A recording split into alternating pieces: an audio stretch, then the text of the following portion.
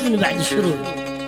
ضيف الله المسوري له شهر ما زدرقت ساهر معاني من الغربة وبعد الحدود، حزين من يوم غادر موطنه وابتعد يحلم بيوم اللقى والوصف يشتي يعود. قولوا لابو نايف القطاع زاد النكد والشوق عذب صديقك يا كبير الجهود. هذا القصيدة الشعرية بدع من الشاعر ضيف الله نعمان قايد المسوري، مرسلة للشاعر أبو نايف بلال منيف أحمد القطاع، تحكي وتعبر بما فيها لحنها أبو مهران، عزف عود الفنان أبو هشام، مع تحيات تسجيلات الكوماني لمرة الجمهورية اليمنية. نستمع البدع ثم نستمع الجواب وشكرا.